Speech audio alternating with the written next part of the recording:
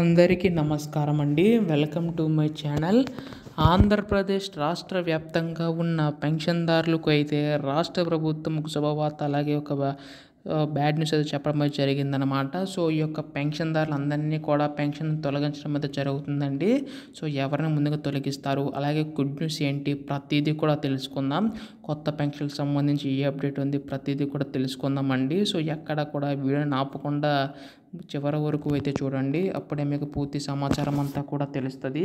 అంతకంటే ముందు చాలామంది వీడియో అయితే చూస్తున్నారు కానీ సబ్స్క్రైబ్ చేసుకోవడం లేదు. మీరు కనుక సబ్స్క్రైబ్ చేసుకుంటే నేను పెట్టే ప్రతి చిన్న లేటెస్ట్ అప్డేట్ కూడా మీరు ఎప్పటికప్పుడు మిస్ కాకుండా తెలుసుకోగలుగుతారండి.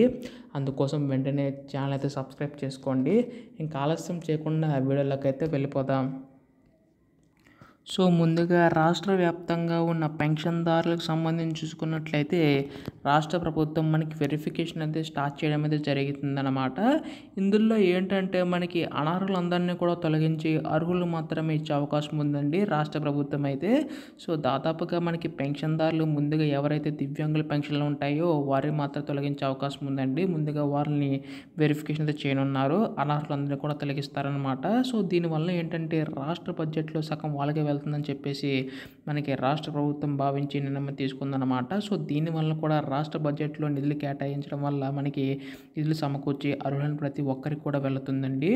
అయితే ఇక్కడ మనకి ముఖ్యంగా చూసుకున్నట్లయితే ఈ యొక్క వెరిఫికేషన్లో చూసుకున్నట్లయితే ఖచ్చితంగా ఇంటి దగ్గర ఉండాలా వెరిఫికేషన్ టైంలో అని చెప్పేసి అంటున్నారు. కంపల్సరీగా అయితే ఉండాలండి.